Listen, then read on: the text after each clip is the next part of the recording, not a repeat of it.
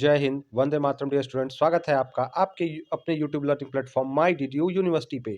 Student, मैं आपका educator Shubham sir आज आपके लिए लेकर अवेलेबल हूँ एक और इम्पॉर्टेंट प्रीवियस ईयर पेपर। जी हाँ स्टूडेंट्स, आप अपने स्क्रीन पर देख पा रहे हैं। आज मैं आपके लिए लेकर अवेलेबल हूँ POL 102, यानी जो हमारे फर्स्ट सेमेस्टर के स्टूडेंट हैं उनके लिए पॉलिटिकल साइंस का सेकंड पेपर। जी हाँ स्टूडेंट्स, पेपर के टाइटल की बात करेंगे तो national movement and constitution of India, जो 2 क्रेडिट का आपका पेपर है स्टूडेंट। ये 2022-23 का यानी प्रीवियस ईयर पेपर है 2023 का, जो इससे पहले आपका एग्जाम हो चुका है। तो स्टूडेंट, इस वीडियो में हम देखेंगे कि कैसे क्वेश्चन आए थे, उनके राइट आंसर क्या है, ताकि स्टूडेंट आपको पता चल सके कि इस पेपर में कैसे क्वेश्चन आते हैं। स्टूडेंट, साथ ही साथ बताना चाहूंगा कि 2022 का भी हमने प्रीवियस ईयर पेपर ऑलरेडी हमने चैनल पर अपलोड किया है। तो आप चैनल पर जाकर BA first semester political science के प्लेलिस्ट को खोलकर उस वीडियो को भी देख सकते हैं। तो चलिए चलते हैं 2023 के पेपर को देखते हैं। तो देखिए स्टूडेंट, पहला क्वेश्चन क्या कह रहा है कि कौन ब्रिटिश इंडियन एसोसिएशन से संबंधित है। इसमें से कौन who is associated with British Indian association. तो जो कह रहा है ब्रिटिश इंडियन एसोसिएशन से संबंध की बात करेंगे स्टूडेंट, तो इसमें रमेश चंद्र दत्त और बंकिम चंद्र चट्टोपाध्याय, महात्मा गांधी और जवाहरलाल नेहरू नहीं थे, ये नहीं होगा। गोपाल कृष्ण गोखले, लाला लाजपत राय कोई नहीं थे, महादेव, इसमें किसी का भी नाम नहीं आ रहा है। तो इंडियन एसोसिएशन से संबंधित कौन थे? रमेश चंद्र दत्त और बंकिम चंद्र चट्टोपाध्याय। ऑप्शन डी हो जाएगा राइट, कि ये जो रमेश चंद्र दत्त और Bankim Chandra Chattopadhyay Indian British association से संबंधित थे। स्टूडेंट, हमेशा की तरह छोटी छोटी बातें अब आपको बताने जा रहा हूँ इस क्वेश्चन से रिलेटेड, तो उसको नोट करिएगा, जो एग्जाम के लिए आपको की फैक्ट हो सकता है। स्टूडेंट, इस जो ब्रिटिश इंडियन एसोसिएशन जो था, इसकी, ठीक है, इसको ब्रिटिश इंडियन एसोसिएशन ऑफ जो कहते हैं कि कोलकाता भी कहते हैं। तो स्टूडेंट, तो इसको British Indian association of Calcutta भी कहते हैं। स्टूडेंट, इसकी स्थापना नोट करिएगा 1851 में, 1851 में हुई। इसकी स्थापना कब हुई है? कि बंगाल ब्रिटिश इंडियन सोसाइटी द्वारा इसकी स्थापना की गई। और स्टूडेंट, इसके पहले अध्यक्ष का नाम नोट करिएगा, राजा राधाकांत देव। राजा राधाकांत देव इसके अध्यक्ष थे, समिति के अध्यक्ष इस संगठन की, और देवेंद्र नाथ टैगोर इसके सचिव थे। ठीक है, और 1851 में स्थापना हुई। और इस जो ऑप्शन में से रमेश चंद्र दत्त और बंकिम चंद्र चट्टोपाध्याय इसके सदस्य थे, जो बंगाल से थे। चलिए दूसरा क्वेश्चन देखेंगे स्टूडेंट। दूसरा क्वेश्चन कह रहा है व्हेन डिड स्वदेशी मूवमेंट फर्स्ट स्टार्ट। तो स्वदेशी मूवमेंट कब हुआ स्टूडेंट? स्वदेशी मूवमेंट पहली बार, स्वदेशी आंदोलन कब हुआ? 1905 में, जब बंग भंग का आंदोलन। देखिए पहला ऑप्शन सही रहेगा कि स्वदेशी मूवमेंट कब हुआ? जब बंगाल का विभाजन हो गया। ठीक है, लॉर्ड कर्जन के हेडशिप में बंगाल को बांट दिया गया। तो 1905 में तो बंग भंग आंदोलन भी हुआ, और उसी आंदोलन के फलस्वरूप स्वदेशी आंदोलन का क्या हुआ? जन्म हुआ। ठीक है, अगला क्वेश्चन, स्वराज मेरा जन्म सिद्ध अधिकार है, और मैं इसे लेकर रहूंगा, यह कथन किसका है? तो ठीक है, Swaraj is my birth right and I will have it, मैं इसको लेकर रहूंगा। ये स्टेटमेंट दिया स्टूडेंट, ये तो बहुत इंपॉर्टेंट है, आप कई जगह पूछे भी जाते हैं। ये बाल गंगाधर तिलक जी का स्टेटमेंट है, जिसको आप जानते हैं। ठीक है, इन्होंने गीता रहस्य नामक की पुस्तक की भी लिखी, की रचना की बाल गंगाधर तिलक ने। अगला क्वेश्चन, भारतीय राष्ट्रवाद की प्रथम अभिव्यक्ति है। तो भारतीय राष्ट्रवाद की प्रथम अभिव्यक्ति इसमें से क्या है? First expression of Indian nationalism को किससे पता चलता है? तो इसमें देख लेते हैं ऑप्शन क्या क्या कह रहा है। सन 1857 की स्वतंत्रता संग्राम, बिल्कुल ये है। फिर 1905, ये तो उसके बाद आया। फिर 1922 और 1942। तो पहली बार राष्ट्रवादी भावना कब आई कि हम एक राष्ट्र के रूप में लड़ें, अपने देश के विरोधी ताकतों से एक राष्ट्र एकजुट हो जाए? तो 1857 की क्रांति थी, जिसने भारत को क्या किया? एकजुट किया। तो इसी से नेशनलिज्म की पहली अभिव्यक्ति इसी से होती है। ठीक है, तो फर्स्ट वार ऑफ इंडिपेंडेंस। ठीक है, और first war of Indian independence Vinayak Damodar Savarkar की किताब भी है, इस बात को भी आप याद रखिएगा। अगला क्वेश्चन, ब्रिटिश भारत की राजधानी कोलकाता के स्थान पर दिल्ली कब बनी? तो स्टूडेंट, आपको मैं बता देना चाहूंगा, ये आपको पता भी होगा कि 1911 से पहले, 1911 से पहले जो राजधानी है वो क्या हुआ करती थी? कोलकाता हुआ करती थी। जो कैपिटल हुआ करता था वो क्या हुआ करता था? कोलकाता हुआ करता था स्टूडेंट। ठीक है, और 1911 के समय से दिल्ली बना दी गई राजधानी ब्रिटिश काल में, और जो अब तक हमारी नई दिल्ली भारत की राजधानी है। ठीक है, चलिए अगला क्वेश्चन, निम्नलिखित में कौन सा घटनाक्रम सही है? कौन सा मतलब जो इसका सीक्वेंसिंग ऑर्डर पूछ रहा है कि कौन सा इवेंट का सीक्वेंस सही है। तो देखिए पहले इसमें स्टूडेंट, सबसे पहले घटना इसमें असहयोग दे रहा है, भारत छोड़ो आंदोलन दे रहा है, सविनय अवज्ञा दे रहा है, और स्वदेशी तथा बहिष्कार आंदोलन। तो असहयोग आंदोलन स्टूडेंट जो कह रहा है कि ये तो सबसे पहले इसमें से क्या शुरू हो जाता है? सबसे एक नंबर पे शुरू हुआ स्टूडेंट, अभी हमने आपको पढ़ा कि बंग भंग के समय स्वदेशी वाला आंदोलन शुरू हुआ, जो 1905 का समय था। तो 1905 में ये हुआ है। सविनय अवज्ञा 1932 में हो गया है आपका स्टूडेंट। ठीक है, तो ये 1905 में आपका स्वदेशी है। अगर आप ईयर थोड़ा सा याद रखेंगे तो आपके लिए बहुत अच्छा होगा, कई बार ईयर ही पूछे जाएंगे। और उस सविनय अवज्ञा आपका 1932 में, नीचे से बताते चल रहा हूँ, तो सविनय अवज्ञा नोट कर लेंगे, 1932 का हो गया स्टूडेंट। भारत छोड़ो 1942 में हुआ था, ये 10 साल बाद, 32 के 10 साल बाद 42 में, ठीक है। और जो असहयोग हुआ वो 1920 में हुआ, ठीक है, 1920 में। तो अब इससे हमको पता चल जाता है 1920 हमको पता चल गया। तो स्टूडेंट इसके अकॉर्डिंग हमारा राइट आंसर क्या हो जाएगा कि सबसे पहले आ जाता है स्वदेशी बहिष्कार आंदोलन, तो 4 नंबर सबसे पहले। उसके बाद फिर इसके बाद असहयोग आंदोलन 1920 में, ठीक है, स्वदेशी 1905 में, असहयोग 1920 में, फिर 1932 में सविनय अवज्ञा, फिर भारत छोड़ो 1942 में। तो दूसरा हो जाएगा सबसे अंतिम में, तो बी ऑप्शन हमारा हो जाएगा राइट, ठीक है। कोई डाउट? आशा करता हूं स्टूडेंट आपको समझ में आया होगा। इसका ऑप्शन हमारा बी हो जाएगा राइट। नेक्स्ट क्वेश्चन, भारतीय राष्ट्रीय कांग्रेस का प्रसिद्ध लाहौर अधिवेशन। तो लाहौर अधिवेशन कब हुआ? तो भारतीय स्टूडेंट इंडियन नेशनल कांग्रेस के अधिवेशन को आपको इस एग्जाम में देख के जाना है। तो इसका अधिवेशन 31 अक्टूबर 1929 को ये लाहौर में हुआ था, ठीक है। तो लाहौर अधिवेशन कब हुआ? 31 अक्टूबर 1929 को, ठीक है। डी तिथि थी 31 अक्टूबर की। और स्टूडेंट ये बताऊंगा कि पंडित जवाहरलाल नेहरू के हेडशिप में यानी प्रेसिडेंटशिप में इसका आयोजन किया गया, वो इसके हेड थे। और इसमें जो है, इसमें तय किया गया था कि भारत जो है वो अपना क्या करेगा, भारत का अपना राष्ट्र होगा। भारत अपनी जो स्वतंत्रता दिवस पहले तय किया गया कि 26 जनवरी को स्वतंत्रता दिवस के रूप में आने वाले दिनों में अपना झंडा हम फहराएंगे और मनाएंगे, ठीक है। बाद में स्वतंत्रता हमको 47 में मिली और स्वतंत्रता दिवस क्या हो गया हमारा 15 अगस्त हो गया। और ये जो गणतंत्र दिवस के रूप में 26 जनवरी मशहूर हुआ, लेकिन 1929 में इसको पूर्ण स्वराज के रूप में इसको देखा गया, ठीक है। तो ऑप्शन हो जाएगा 1929 में, 31 अक्टूबर का दिन था और जब कांग्रेस का अधिवेशन लाहौर में हुआ था। इसके अध्यक्ष जवाहरलाल नेहरू जी स्वयं थे। सीमांत गांधी किसे कहा जाता है स्टूडेंट? तो स्टूडेंट सीमांत गांधी, जिसको फ्रंटियर गांधी कहा जाता है, तो इसको आप स्टूडेंट खान अब्दुल गफ्फार खान को कहा जाता है, ठीक है। और इनको फ्रंटियर गांधी कहा जाता है। स्टूडेंट अगर जो स्वराज सीरियल आ रहा था, तो अगर आपने इनके बारे में नहीं देखा है तो कभी आपको समय मिलेगा तो जाके भारतीय नायकों के बारे में आप स्वराज पे या यूट्यूब पे आप इनके बारे में देख सकते हैं। आपको समझ में आएगा इन्होंने कितना बड़ा, ये भारत से ये जाना नहीं चाहते थे, मजबूरी में भारत विभाजन के बाद इनको सिंध होते हुए पाकिस्तान का एरिया में रहना पड़ा। और इनकी बहुत बुरी, ये बहुत अच्छे नेता थे, जो गांधी जी के समर्थक भी थे। और लेकिन ये भारत से जाना नहीं चाहते थे, लेकिन जो क्षेत्र विभाजन के मजबूरन इनको पाकिस्तान में इनका क्षेत्र पड़ा और उनको उधर जाना पड़ा, जहां पे इनका बहुत बुरा हाल हुआ था। मतलब इनको अच्छा सम्मान वहां नहीं मिल पाया, जबकि स्वतंत्रता के नायकों में से एक थे, तो इनको विरोधी करार दिया गया। चलिए अगला क्वेश्चन, संविधान सभा की प्रारूप समिति का अध्यक्ष, जो ड्राफ्टिंग कमेटी का हेड कौन था? तो जो कॉन्स्टिट्यूशन के ड्राफ्टिंग कमेटी, स्टूडेंट ये बहुत आसान क्वेश्चन और बार बार पूछे जाने वाला क्वेश्चन, जो हर बात बच्चे को पता होना चाहिए कि संविधान सभा का अध्यक्ष राजेंद्र प्रसाद थे, लेकिन जो ड्राफ्टिंग कमेटी जो बनाने वाली, जो ड्राफ्ट कर रही थी, उस कमेटी का हेड कौन था, जिसको प्रारूप समिति कहते हैं? तो बी आर अम्बेडकर। इनको संविधान का शिल्पकार भी कहा जाता है। और जो ऑप्शन राजेंद्र प्रसाद के रूप में दे रहा है, तो ये क्या थे, इसके हेड थे, ठीक है। और संविधान कब संविधान बनकर 26 नवंबर 1949 को रेडी हो गया और 1950 26 नवंबर 1949 को ये तैयार हो गया और इसको लागू किया गया 26 जनवरी 1950 से, ठीक है। अगला क्वेश्चन, भारतीय संविधान की प्रस्तावना में किस संशोधित द्वारा समाजवादी, निरपेक्ष और अखंडता, यानी ये बहुत इंपॉर्टेंट क्वेश्चन है स्टूडेंट, अगर आप कॉम्पिटेटिव एग्जाम भी कभी देने जाते हो ना, ये क्वेश्चन बार बार पूछ जाता है। तो ये कह रहा है कि सोशलिस्ट, सेकुलर और इंटीग्रिटी, यानी समाजवादी, धर्मनिरपेक्ष और अखंडता शब्द कब जोड़ा गया? कई बार बस पूछ देता है स्टूडेंट कि धर्मनिरपेक्ष या सेकुलर शब्द कब जोड़ा गया, इसी को सेकुलर कहते हैं, ठीक है। धर्मनिरपेक्ष को ही सेकुलर शब्द कहते हैं। तो ये जो 42वां संविधान संशोधन हुआ ना, इसी में जोड़ दिया गया। और ये जो संविधान संशोधन में ये तीनों शब्द जोड़ दिए गए, ये 42वें संविधान संशोधन करके जोड़ दिए गए 1976 में, 1976 में। और ये किसमें जोड़े गए? संविधान की प्रस्तावना में जोड़ दिए गए, जिसको आप कहते हो प्रियम्बल में, कॉन्स्टिट्यूशन के प्रियम्बल में ये 3 शब्द 42वां संविधान संशोधन जो 1976 में हुआ था उसमें जोड़े गए थे। तो आप अगर क्वेश्चन पूछा सेकुलर शब्द किस संशोधन से आया, तो भी आपको यही याद रखना पड़ेगा। अगला क्वेश्चन, भारत का संविधान है, भारत का संविधान कैसा है? पूर्ण रूप से संघात्मक, पूर्ण रूप से एकात्मक, एकात्मक की ओर झुका हुआ, संघात्मक, यानी फेडरल लीनिंग टुवर्ड्स, फेडरल तो है, एकात्मक है, लेकिन संघ की तरफ क्या हुआ, झुका हुआ है। तो ऑप्शन एकात्मक की ओर झुका हुआ, संघात्मक यानी फेडरल लीनिंग टुवर्ड यूनियटरी, ओके। तो ये ऑप्शन हमारा हो जाएगा कि कॉन्स्टिट्यूशन हमारा ऐसा है, ठीक है। नेक्स्ट क्वेश्चन की तरफ बढ़ेंगे, संविधान में दिए गए अधिकारों को मूल अधिकार कहते हैं। क्यों इनको मूल अधिकार कहते हैं? जो संविधान में जो दिए गए ना अधिकारों को मूल अधिकार कहते हैं, क्योंकि ये क्या है,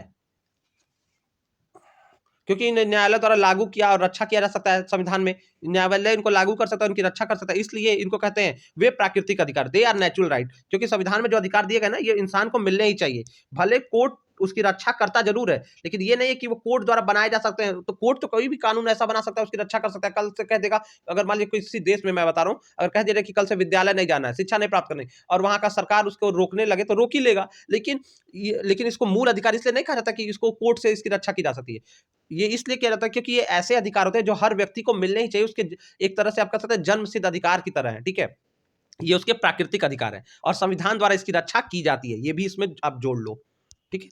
चलिए अगला क्वेश्चन है, नागरिकता प्राप्त करने के लिए शर्तें निर्धारित करने वाला सक्षम निकाय कौन सा है? यानी जब आपको सिटीजनशिप चाहिए तो इसमें इसको डिटरमाइन करने वाला कंपेटेंट बॉडी कौन सा है, ठीक है। तो नागरिकता कहां से हमको मिलती है? नागरिकता अगर किसी को नागरिकता देने वाला लेने वाला संसद तय करता है कि कौन देश का नागरिक है। तो जो यहाँ पे रह रहा हो, कब से रह रहा, और किसी बाहरी को अगर उसने भारत की नागरिकता के लिए अप्लाई किया है तो संसद नागरिकता प्राप्त करने के लिए शर्त कौन कहता है कि कौन यहाँ का नागरिक होगा? शर्त कहां से तय होता है? तो संसद से ये तय होता है। तो ऑप्शन हमारा सी हो जाएगा, पार्लियामेंट। नेक्स्ट क्वेश्चन, राज्य के नीति निर्देशक तत्व। ये तो बड़ा इंपॉर्टेंट क्वेश्चन है। तो राज्य के नीति निर्देशक तत्व क्या है? कानून द्वारा बाध्यकारी, कानून द्वारा बंधनकारी नहीं। तो स्टूडेंट जो डायरेक्टिव प्रिंसिपल की बात कर रहा है कि ये कानून रूप से बंधनकारी होते हैं, कानूनी रूप से बंधनकारी नहीं। राज्य के लिए रचनात्मक आज्ञाएं यानी क्रिएटिव कमांड फॉर स्टेट, और इनमें से कोई नहीं। तो स्टूडेंट जो राज्य के नीति निर्देशक तत्व होते हैं, ये राज्य के लिए रचनात्मक, कानून द्वारा बंधनकारी, कानून द्वारा बंधनकारी नहीं, ठीक है। तो ये वाली बाइंडिंग बाय लॉ और बाइंडिंग बाय लॉ, ये राज्य के लिए रचनात्मक आज्ञाएं, और इसमें से नहीं। तो स्टूडेंट जब हम इसमें देखते हैं तो राज्य के नीति निर्देशक तत्व जो होते हैं, ये क्या होते हैं? ये संविधान का मौलिक अधिकारों के साथ मिलकर ये संविधान की तरह से एक तरह से आत्मा का रूप ले लेते हैं, ठीक है। और जो डायरेक्टिव प्रिंसिपल है, इसको सबसे पहले आयरलैंड ने अपना लिया था, अपने संविधान में लागू करने वाला राज्य बन गया था, ठीक है। और ये इसी से कोई राज्य वेलफेयर स्टेट बनता है, ठीक है। मानव संविधान के विकास के साथ विकसित हुए और ये कल्याणकारी राज्य की स्थापना करने में बहुत ज्यादा हेल्पफुल होता है। तो अनुच्छेद ये स्टूडेंट आर्टिकल 36 से 51 जो है वो डायरेक्टिव प्रिंसिपल यानी राज्य के नीति निर्देशक तत्व हैं। ये राज्य के लिए क्या होते हैं? रचनात्मक आज्ञाएं देते हैं, ठीक है। और ये यहाँ से क्रिएटिव कमांड फॉर स्टेट है। और ये जानते हैं जो अनुच्छेद 37 के अनुसार ये किसी भी कोर्ट से क्या कर सकते, न्यायालय में लागू नहीं करवाए जा सकते, ठीक है। और समझ में आ रहा है? तो मतलब इनको किसी न्यायालय से लागू नहीं कराया जा सकता है, लेकिन ये अपने आप में ही नैतिक अधिकार रखते हैं, ठीक है। नैतिकता के आधार पर ये चलते हैं, ठीक है। इनको लागू करा कोर्ट से जाकर लागू कराने के लिए की कोई जरूरत नहीं पड़ती, ना उनको वहां से लागू कराया जा सकता है। अगला क्वेश्चन, भारतीय सेनाओं का सर्वोच्च सेनापति होता है। तो देखिए ये तो आपको पता है स्टूडेंट, भारतीय सेनाओं का सर्वोच्च जो सेनापति होता है उसको राष्ट्रपति कहते हैं। आप देखते हैं ना इंडिपेंडेंस डे पे या जो भी, ये तो प्रेसिडेंट को, सारी सेनाओं के अध्यक्ष जो होते हैं वो, या सेनाएं जो है वो प्रेसिडेंट को सल्यूट करती है, और वो सबसे बड़ा हेड वही होता है। भारतीय सेनाओं का सबसे बड़ा हेड राष्ट्रपति ही होता है। राष्ट्रपति पर महाभियोग यानी जो कहता है इम्पीचमेंट या इम्पीच को करा है president. The power of to impeach the president यानी इम्पीचमेंट का प्रोसेस राष्ट्रपति पर लगाने का अधिकारी कौन है? तो संसद के दोनों सदन में अगर राष्ट्रपति के खिलाफ प्रस्ताव पारित होता है तो राष्ट्रपति को हटाया जाने वाला प्रक्रिया ही इम्पीचमेंट, जिसको महाभियोग कहते हैं। राष्ट्रपति पर महाभियोग के द्वारा ही अगर लगाया जाता है तो उसकी जांच होती है, संसद के दोनों से वोटिंग होती है, और अगर पाया जाता है तो राष्ट्रपति को उसके कार्य से मुक्त किया जा सकता है, ठीक है। तो ये सदन के दोनों सदस्यों द्वारा तय होता है। अगला क्वेश्चन, केंद्रीय मंत्रिपरिषद अपने कार्यों के लिए निम्न में से किसके प्रति उत्तरदायी है? तो कोई भी जो केंद्रीय सेंट्रल है वाला सारा काम लोकसभा से होता है। ये लोकसभा के लिए केंद्रीय मंत्रिपरिषद यानी जो कह रहा है कि union council of minister responsible for action to Lok Sabha, ये लोकसभा के लिए केंद्रीय मंत्रिपरिषद अपने कार्यों के लिए लोकसभा के प्रति उत्तरदायी होता है, ठीक है। और जो हमारा कोई जो राज्य का होता है तो वो मतलब जो हमारे विधायक वाले वो होते हैं तो वो किसके लिए उत्तरदायी होते हैं? तो वो उनके विधान पर सभा के लिए, ठीक है। अगला क्वेश्चन, कोई विधेयक वित्त विधेयक है या नहीं, इसका निर्णय कौन करता है? कैसे तय होता है? कोई विधेयक वित्त विधेयक है, इसका निर्णय कौन करता है? तो जो बिल है वो फाइनेंस बिल है नहीं है, इसका वो क्या करता है? लोकसभा अध्यक्ष तय करता है, ठीक है। तो स्पीकर ऑफ लोकसभा हमारा हो जाएगा राइट। कोई भी जो बिल है वो फाइनेंस बिल है या नहीं, ये स्पीकर ऑफ लोकसभा द्वारा तय किया जाता है, बस उसी को यह अधिकार होता है। राष्ट्रपति लोकसभा में आंग्ल भारतीय समुदाय के कितने सदस्य मनोनीत कर सकता है? तो स्टूडेंट मतलब जो एंग्लो इंडियन कम्युनिटी से वो कितने सदस्य या एंग्लो इंडियन कम्युनिटी से कितने सदस्य मनोमित कर सकता था, अब नहीं करता है, ठीक है, ये बाद में खत्म कर दिया गया इसको अब, लेकिन पहले मनोमित कर सकता था, और कितने कर सकता था, 2 कर सकता था, ठीक है, अब नहीं कर सकता है, ठीक है, इस बात को आप ध्यान रखेंगे। संसद का अर्थ है, तो संसद किससे बना है, लोकसभा, राज्यसभा तथा राष्ट्रपति से मिलकर संसद का निर्माण होता है। तो हमेशा इसको याद रखना है, क्वेश्चन कई बार कंफ्यूज करने के लिए लोकसभा और राज्यसभा दे दिया जाता है, तो लोकसभा, राज्यसभा तथा राष्ट्रपति से, ठीक है, ऑप्शन हमारा डी हो जाएगा सही। और राज्यसभा का जो हेड होता है वो कौन होता है, वो हमेशा राष्ट्रपति होता है, ठीक है, राज्यसभा का सभापति कौन होता है, राष्ट्रपति होता है, सॉरी उपराष्ट्रपति होता है, सॉरी स्टूडेंट, राज्यसभा का सभापति जो है उपराष्ट्रपति महोदय होते हैं, ठीक है, उपराष्ट्रपति। अगला क्वेश्चन, राष्ट्रपति किसे प्रधानमंत्री नियुक्त करता है, तो राष्ट्रपति किसको प्रधानमंत्री बनाएगा, स्टूडेंट ये सब तो आप बेसिक जानते हो कि लोकसभा में जिसको बहुमत मिलेगा, यानी जो जिसके एमपी ज्यादा होते हैं, वही अपनी पार्टी के लोगों को में से किसी एक नेता को ही प्रधानमंत्री के रूप में नियुक्त किया जाता है। तो लोकसभा में जिस दल के पास बहुमत ज्यादा होता है, यानी लोकसभा में बहुमत दल के नेता को ही राष्ट्रपति प्रधानमंत्री नियुक्त करता है, जिसके पास बहुमत होती है लोकसभा में, राज्यसभा से कोई मतलब नहीं होता है। अगला क्वेश्चन, राज्यसभा सदस्य कितनी अवधि के लिए निर्वाचित होते हैं, तो राज्यसभा के जो, देखिए, लोकसभा के सदस्य 5 साल के लिए चुने जाते हैं, जो हमारे द्वारा विधायक और सांसद चुने जाते हैं, तो सांसद जो चुने जाते हैं वो 5 साल के लिए, लेकिन जो राज्यसभा के कर्मी चुने जाते हैं वो 6 वर्ष के लिए चुने जाते हैं, और इनका कार्यकाल 6 वर्ष का होता है। स्टूडेंट, राज्यसभा ऐसी है जो कभी भंग नहीं होती, लोकसभा भंग हो जाएगी, सरकार गिर जाएगी, लेकिन राज्यसभा कभी भंग नहीं होती है। इसके 1/3 सदस्य हर दूसरे वर्ष पे रिटायर हो जाते हैं, यानी कार्यमुक्त होते रहते हैं, और नए सदस्यों आते रहते हैं। इसी तरह से राज्यसभा कभी भी भंग नहीं होती है, ठीक है, लोकसभा भंग हो सकती है। अगला क्वेश्चन, उपराष्ट्रपति का निर्वाचन कौन करता है, तो उपराष्ट्रपति का निर्वाचन कैसे होता है, लोकसभा और राज्यसभा के सदस्यों द्वारा उपराष्ट्रपति का निर्वाचन किया जाता है, ठीक है, ऑप्शन सी हो जाएगा राइट। राज्य की कार्यपालिका का संवैधानिक प्रधान होता है, यानी राज्य की जो कार्यपालिका, constitutional head of state, state का कौन होता है, देखिए सेंटर, तो स्टेट का कौन होता है, राज्यपाल होता है, कार्यपालिका का, ठीक है, कौन होता है, गवर्नर होता है, ठीक है। जब गवर्नर के पास ही तो देखते हैं ना, बार बार विवाद होता है, मुख्यमंत्री गवर्नर के पास जाते हैं, तो कॉन्स्टिट्यूशनल हेड स्टेट का किसको माना जाता है, गवर्नर को माना जाता है, और सेंट्रल में किसको माना जाता है, प्रेसिडेंट को माना जाता है। कोई भी कानून प्रेसिडेंट की अनुमति से लागू किया जाता है। अगला क्वेश्चन, वो केंद्र में, और राज्य में राज्यपाल की अनुमति से। अगला क्वेश्चन, राज्य मंत्रिपरिषद सामूहिक रूप से उत्तरदायी होता है, जो स्टेट काउंसिल मिनिस्टर होते हैं वो कलेक्टिवली रिस्पॉन्सिबल होते हैं किसके, तो जो राज्य मंत्रिपरिषद समूह उत्तरदायी होता है किसके लिए, तो राज्य किसके लिए होगा, विधानसभा के लिए होगा, राज्य मंत्रिपरिषद किसके लिए, टू द असेंबली, असेंबली के लिए जो होता है स्टेट के लिए, उसके लिए राज्य मंत्रिपरिषद सामूहिक रूप से विधानसभा के प्रति उत्तरदायी रहता है। अगला क्वेश्चन, सर्वोच्च न्यायालय के न्यायाधीश की सेवा निवृत्ति आयु है, जो हमारा सुप्रीम कोर्ट है उसके जज कब रिटायर होते हैं स्टूडेंट, तो ये 65 ईयर्स के एज पे रिटायर होते हैं, ठीक है, ऑप्शन हो जाएगा सी सही, 65 ईयर्स के एज पे रिटायर होते हैं। और जजों की नियुक्ति की प्रक्रिया को कोलेजियम सिस्टम से जजों की नियुक्ति की जाती है सुप्रीम कोर्ट में, इसको आप याद रखिएगा। अगला क्वेश्चन, संविधान की रक्षा की जिम्मेदारी किसकी है, राष्ट्रपति, प्रधानमंत्री, संसद, सर्वोच्च न्यायालय, तो कह रहा है, ठीक है, और संविधान की रक्षा कौन करता है, संसद करती है, ये किसको, वो रिस्पॉन्सिबल प्रोटेक्टिंग कॉन्स्टिट्यूशन, तो पार्लियामेंट, सॉरी पार्लियामेंट मैं कह रहा हूँ, सर्वोच्च न्यायालय, ऑप्शन डी को स्टूडेंट घेरिएगा, मैं बता तो रहा हूँ सर्वोच्च न्यायालय और कर रहा हूँ पार्लियामेंट, तो संविधान की रक्षा कौन करता है, पार्लियामेंट संविधान जो कानून बनाती है, ठीक है, रक्षा करने का अधिकार किसको है, सर्वोच्च न्यायालय को है, वही सारे चीजों को हमारे संविधान की रक्षा कौन करता है, सुप्रीम कोर्ट करता है, इसको आपको याद रखना है। अगला क्वेश्चन, वर्तमान में देश में कितने उच्च न्यायालय कार्यरत हैं, तो वर्तमान में देश के कितने उच्च न्यायालय कार्यरत हैं, तो वर्तमान में देश में कितने उच्च न्यायालय स्टूडेंट, तो 25, इस समय कितने हैं, 25 हैं, ठीक है, ऑप्शन सी सही रहेगा कि हाई कोर्ट कितने हैं, 25।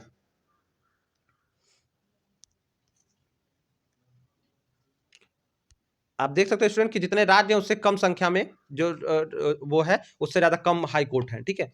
अगला क्वेश्चन, संविधान के किस अनुच्छेद में जिला न्यायालय का प्रावधान किया गया है, तो स्टूडेंट अब ये देखिए जिला न्यायालय डिस्ट्रिक्ट कोर्ट की बात कर रहा है, यानी कॉन्स्टिट्यूशन के किस प्रोविजन में डिस्ट्रिक्ट कोर्ट को दिया गया है, ठीक है। तो स्टूडेंट ये क्वेश्चन में थोड़ा सा मुझे डाउट हो गया, ये क्वेश्चन, ये यहाँ पे जिला न्यायालय ना होके इसको होना चाहिए था उच्च न्यायालय, यानी हाई कोर्ट का प्रावधान का आर्टिकल जो दिया हुआ है ना, ये हाई कोर्ट, इसको आप समझिएगा, और इसको हाई कोर्ट के लिए पहले याद करिए, फिर मैं जिला वाला बता रहा हूँ। इसको हाई कोर्ट समझिए, उच्च न्यायालय। तो उच्च न्यायालय का प्रावधान 214 में किया गया, ठीक है। किसमें किया गया?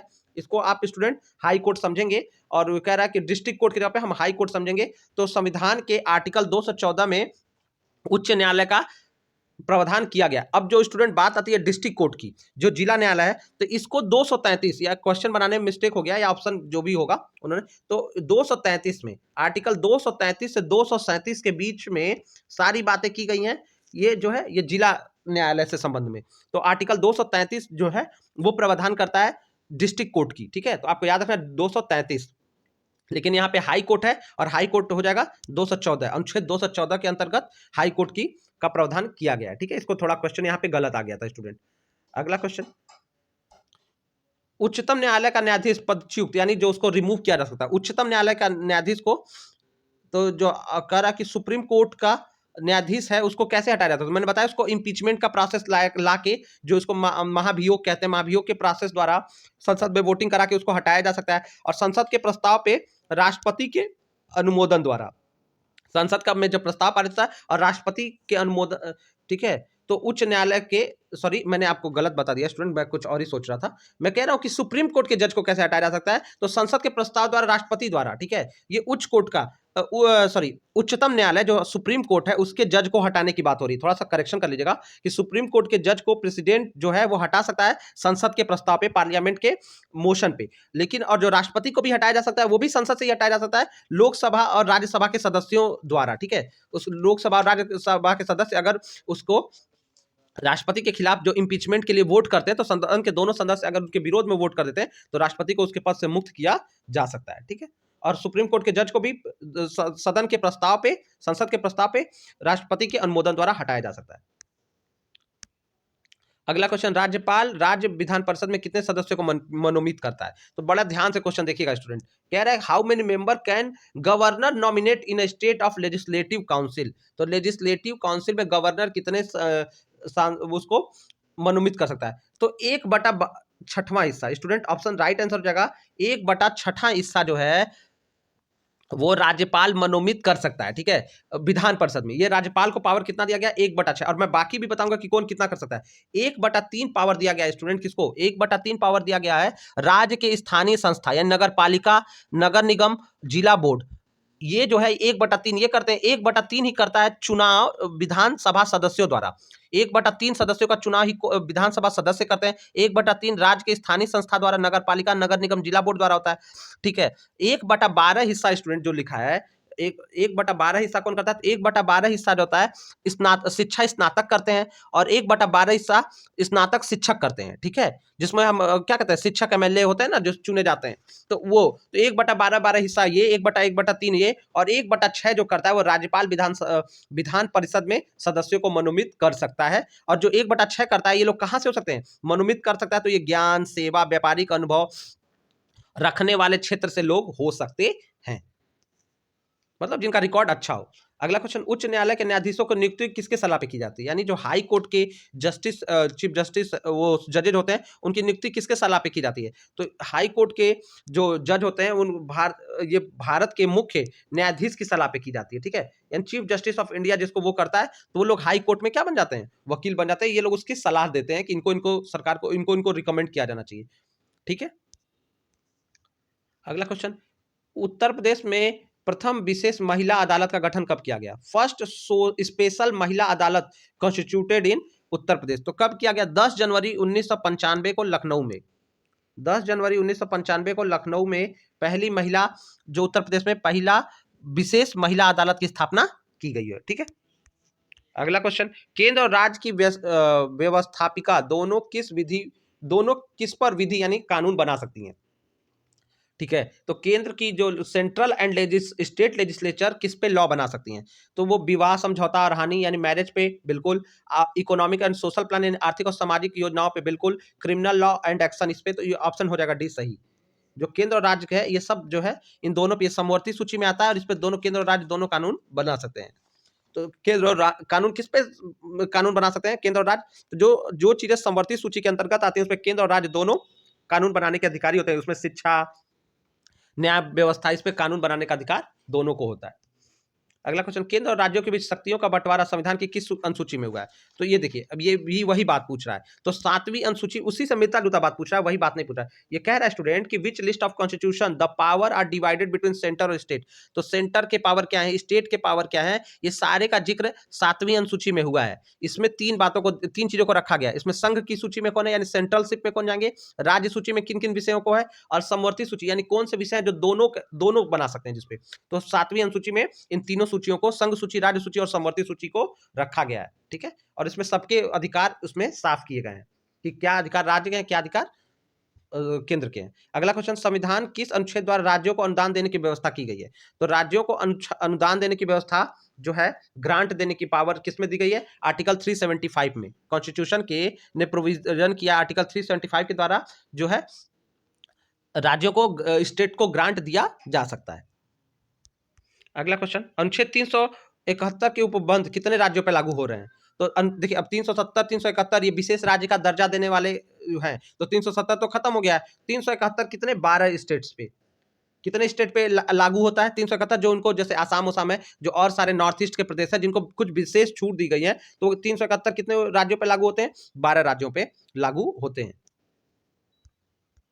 तो स्टूडेंट, ये जो है हमारे जो ये 12 राज्यों पे लागू होने के साथ ही साथ आपको याद रखना पड़ेगा कि जैसे 371 बी जो है वो आपके 22वें संशोधन में जोड़ा गया है, जिसमें असम के लिए जोड़ा गया है।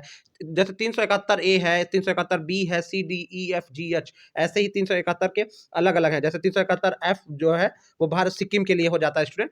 तो इस तरह से कुल 12 राज्यों के लिए प्रावधान है, ये बढ़ते घटते रहते हैं। ठीक है, तो ये 12 राज्यों के लिए, इसको एक बार आप भी चेक करिएगा कि 12 है कि 13 है कि 11 है। ठीक है, लेकिन मेरे हिसाब से मैंने देखा है तो 12 राज्यों के लिए लागू होते हैं। इसको आप और अच्छे से नए पे देख के जाइएगा, ये बदलते रहते हैं। अगला क्वेश्चन, भारतीय जीएसटी कितने प्रकार के कर होते हैं? तो भारतीय जीएसटी में 3 तरह के कर होते हैं। ठीक है, इंडियन जीएसटी में कितने तरह के टैक्स होते हैं? 3। सेंट्रल टैक्स, स्टेट टैक्स और सर्विस टैक्स, 3 तरह के टैक्स इसमें शामिल होते हैं जीएसटी में। ठीक है, बाकी सब तरह के करों को क्या कर दिया गया है? समाप्त कर दिया गया है। तो इसमें 3 तरह के होते हैं। ठीक है, ऑप्शन सी हो जाएगा राइट। 40वां प्रश्न, 39वां, राष्ट्रीय अनुसूचित जनजाति यानी national commission for scheduled tribe कब बना? तो ये 2004 में बना है स्टूडेंट। कब बना है? 2004 में इसको गठन किया गया। ठीक है, 2004 में। अगला, किस संविधान संशोधन द्वारा मताधिकार की आयु 21 से घटाकर 18 वर्ष कर दी गई? तो स्टूडेंट, 61वें संविधान संशोधन, 61 संविधान जो 61th कॉन्स्टिट्यूशनल अमेंडमेंट द्वारा जो है इसको क्या कर दिया गया?